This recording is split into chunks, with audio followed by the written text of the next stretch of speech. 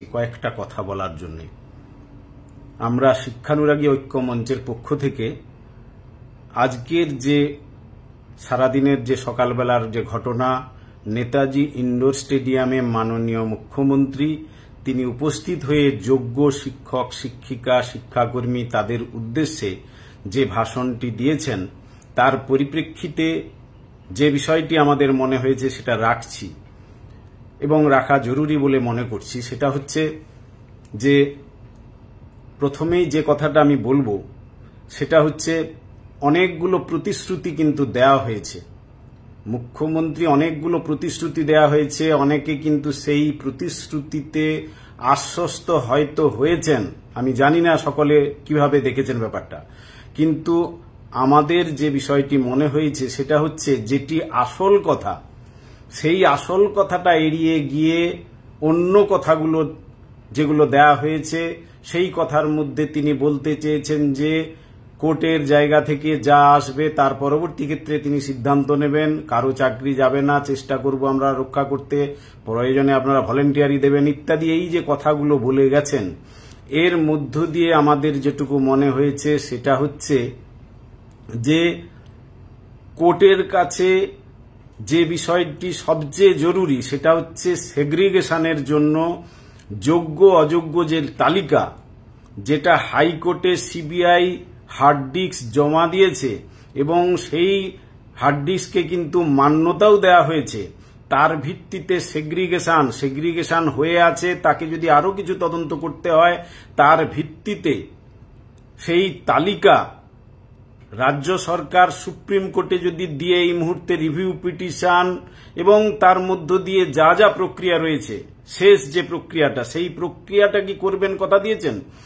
আজকের বক্তৃতায় কিন্তু সেই কথাটা কোনো জায়গায় দেওয়া হয়েছে বলে কোনো বক্তব্যের মধ্যে আসেনি।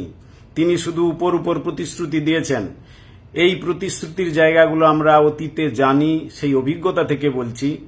যখন যোগ্য চাকরি প্রার্থীরা যারা বঞ্চিত, দীর্ঘদিন যারা গান্ধী মূর্তির পাদদেশে বসেছিলেন ধর্নাতে, আমরা সেখানে বারবার ছুটে গিয়েছিলাম, তাদের কাছে তাদের সঙ্গে আমরা বহুবার আন্দোলনের রাস্তায় নেমেছিলাম এবং পরবর্তীতে দেখেছি বেশ কয়েকবার সেই আন্দোলনের চাপে নেতা মন্ত্রীরা তারা সেই আন্দোলনকারী নেতৃত্বদেরকে ডেকে বৈঠক করেছে।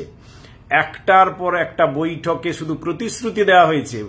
আপনারা একটু স্মরণ করুন যে কতবার বৈঠক হয়েছিল এবং কি বিরাট প্রচার, এবং এই কিছু একটা সুরাহা হলো বলে অনেকে আশ্বস্ত হয়েছিলেন, আমরা কিন্তু আশ্বস্ত হইনি।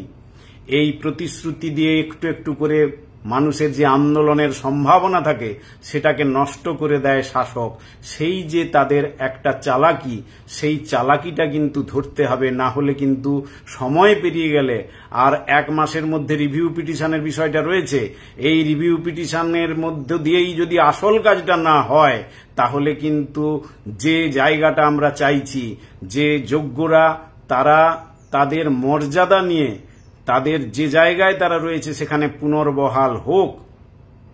বিভিন্ন বিষয় আলোচনার রয়েছে, আমি সেই বিস্তারিত আলোচনায় যাচ্ছি না।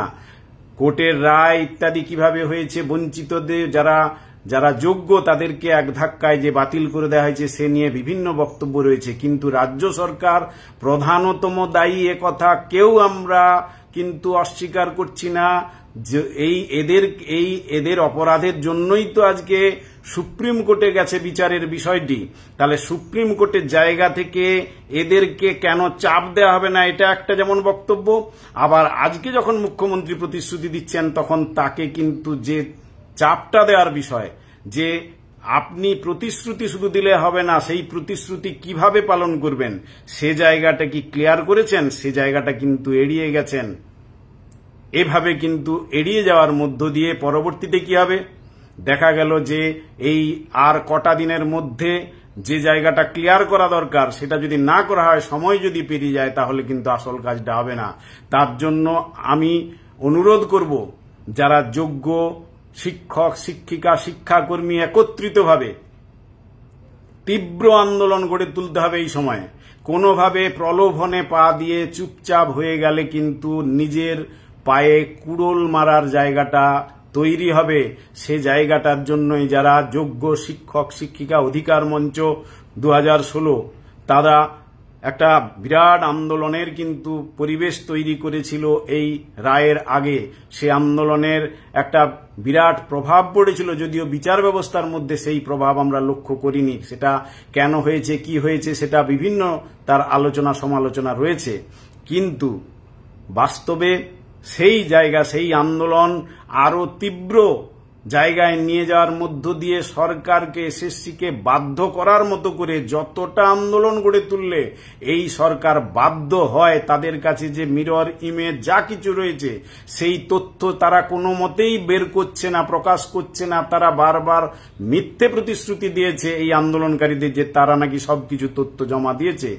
তারা পরিষ্কার এই ওএমআর সিট যে মিরর যে তালিকা, সেই জায়গাটার মধ্য দিয়ে সেগ্রিগেশন, পৃথকীকরণের লিস্ট, সেটা আদালতে জমা দিয়ে বলুক যে হ্যাঁ আমরা এই তালিকা মেনে নিচ্ছি এবং এর ভিত্তিতেই যোগ্য অযোগ্য তালিকা আলাদা করা হোক। এই জায়গাটা যদি তৈরি করতে হয় তাহলে কিন্তু ব্যাপক আন্দোলনের মধ্য দিয়ে চাপ সৃষ্টি না করলে সময় পেরিয়ে যাবে। আসল কাজটা সরকার বা এসএসসি করবে না। যদি করত তারা এতদিনে এমনিতেই করত, তারা করল না কেন? আজকে তারা পরিস্থিতির চাপে সামাল দেওয়ার জন্য এই বৈঠক করেছে। এই বৈঠক করে আশ্বস্ত দেওয়া হয়েছে। আপনারা জানেন কিছুদিন আগে আরজিকর আন্দোলন হয়েছিল, সেখানেও কিন্তু একটার পর একটা প্রতিশ্রুতি দেওয়া হয়েছিল যে প্রকৃত অপরাধী কাউকে ছাড়া হবে না। আমরা সকলে সেই সব বক্তব্যে মোহিত হয়ে গিয়েছিলাম যে হ্যাঁ সত্যি কিছু একটা হবে। তারপর পর্বত মুশিক প্রসব করল। এই অভিজ্ঞতা থেকে শিখুন এবং তার জন্যই আমি লাইভে এলাম। এটাই সবাই আপনারা জানেন কি হয়েছে আজকে, আমি সেটা ব্যাখ্যা করার জন্য আসিনি। শুধু এটাই বলবো যে যোগ্য যারা রয়েছেন, শিক্ষক শিক্ষিকা শিক্ষাকর্মী সকলে একত্রিত হন যোগ্যরা এবং তীব্র আন্দোলনের জায়গা থেকে সরে যাবেন না এই প্রতিশ্রুতির ফাঁদে পা দিয়ে। তাহলে কিন্তু ওই পরবর্তী ক্ষেত্রে যেটা সরকার করবে, যে আশঙ্কা আমরা করছি যে হ্যাঁ কিছু একটা জোড়াতালি দিয়ে তাদেরকে একটা ওই সিভিক টিচার আর কি যাকে বলে, যে একটা ওই কন্ট্রাকচুয়াল চুক্তিভিত্তিক কোনো একটা কিছু দিয়ে 10, 20, 15 হাজার কিছু দিয়ে তাদেরকে ম্যানেজ করার যদি চেষ্টা করা হয় তাহলে কিন্তু তার নিজের জায়গাটা আর থাকবে না। সত্যি সত্যি একটা ললিপপ ছাড়া কিন্তু এটা কিছু নয়। অস্থায়ী বা চুক্তিভিত্তিক কোনো একটা কিছু দেওয়ার মধ্য দিয়ে আপনার যে মর্যাদা, সেই মর্যাদার কিন্তু সামাজিকভাবে যেটা আজকে হরণ করা হচ্ছে সেই জায়গাটা কিন্তু থেকে যাবে।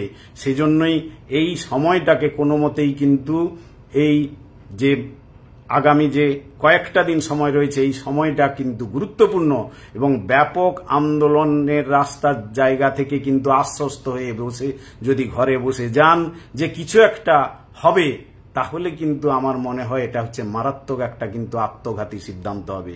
শুধু এই বার্তাটুকু আপনাদের কাছে, আন্দোলন কিন্তু আপনাদেরকে শুরু করতে হবে। অন্যরা আমরা সকলেই তার পেছনে থাকবো, সমর্থন করব, পাশে থাকবো, সাথে থাকবো, কিন্তু আপনাদের আগে এগিয়ে আসতে হবে। ভিক্ষা নয়, সম্মান চাই। ঠিকই তো, সম্মানের সঙ্গে, আপনারা তো সম্মানের সঙ্গে চাকরিটা পেয়েছিলেন, তাহলে আজকে আপনাদের যদি হাত পেতে সেই ভিক্ষা চাইতে হয় তাহলে সেটা কিন্তু অমর্যাদাকর। নিজেদের অধিকার কেড়ে নিতে গেলে হতাশা নয়, এই আন্দোলনই কিন্তু রাস্তায়, আন্দোলনের মধ্য দিয়ে আপনাদের কিন্তু জয় আনতে বাধ্য করবে, জয় ছিনিয়ে আনা যাবে। এই মুখ্যমন্ত্রীর আজকের যে বৈঠক, সেই বৈঠকের যে বিভিন্ন প্রতিশ্রুতি, তার মধ্য দিয়ে কিন্তু এই জায়গাটুকু মনে হয়েছে। এই জায়গাটুকু আপনাদের সকলের কাছে বলার জন্য যে এই প্রলোভনের ফাঁদে যদি পা দেন তাহলে ভবিষ্যতে কিন্তু একটা বিরাট ভুল হবে বলে আমরা অন্তত আশঙ্কা প্রকাশ করছি। এই বার্তাটুকু নিয়েই আপনাদের কাছে এসেছিলাম। আপনারা বিবেচনা করবেন, যোগ্যরা যারা রয়েছেন তারা আন্দোলনের জন্য আপনারা প্রস্তুতি নিন। যেভাবে আন্দোলন করবেন তাতে আমাদের প্রত্যেকের সমর্থন রয়েছে, কিন্তু এগিয়ে আসতে হবে তো আপনাদের। আপনারা যদি এগিয়ে না আসেন তাহলে সেই আন্দোলন কিন্তু দানা বাঁধবে না। এই জায়গাটুকুই যে সিভিক টিচার বা কন্ট্রাকচুয়াল একটা অস্থায়ী চাকরি দিয়ে আপনাকে ম্যানেজ করা হবে, সেই জায়গাটা দিয়ে ওই ললিপপ দেওয়ার মতো করে কিছু একটা পাইয়ে দিল, কিন্তু আসল যে আপনার জায়গাটা, যেটা মর্যাদার জায়গা, সেটা হারিয়ে গেল। সে জায়গাটা যেন না হয় তা নিশ্চিত করার জন্যই কিন্তু এই আন্দোলনটা অত্যন্ত জরুরি বলে মনে করছি। এই আন্দোলন যদি জয়যুক্ত হয়, এর মধ্য দিয়ে কিন্তু আগামীর ভবিষ্যৎটাও কিন্তু মর্যাদার হবে। এই জায়গাটুকু বলার জন্যই আমি এসেছিলাম। বেশিক্ষণ আমি আর এই আলোচনা করব না, সকলে আপনারা জেনে গেছেন। কিন্তু এই কণ্ঠস্বরটা, এই আন্দোলনের তীব্রতার জায়গাটাই কিন্তু পৌঁছে দেওয়া দরকার ছিল, এবং সেই জায়গাটা আশা করি আপনারা বুঝবেন। যোগ্য শিক্ষক শিক্ষিকা অধিকার মঞ্চ, আপনারাই কিন্তু আন্দোলনটা গোটা পশ্চিমবঙ্গ জুড়ে ব্যাপকভাবে আন্দোলন গড়ে তুলতে পারবেন। আমরা রয়েছি তার পাশে, কিন্তু সেই নেতৃত্ব সঠিক পথে এগিয়ে এই আন্দোলনটাকে নিয়ে যাবেন, এই আশা করছি। এবং নিশ্চয়ই এর মধ্য দিয়ে একটা রাস্তা তৈরি হবে। শিক্ষকের যে মর্যাদা, সেই মর্যাদার আসনে আপনারা পুনঃপ্রতিষ্ঠিত হবেন, সম্মানের সঙ্গে পুনর্বহাল হবেন, এই আমরা আশা করছি। সেই আন্দোলনের মধ্য দিয়েই কিন্তু সেই জায়গাটা তৈরি হবে। নমস্কার সকলকে। এই বার্তাটুকু আপনাদের কাছেই নিয়ে এসেছিলাম, আপনারা বিবেচনা করবেন। আমি কিঙ্কর অধিকারী, সাধারণ সম্পাদক, শিক্ষানুরাগী ঐক্য মঞ্চ।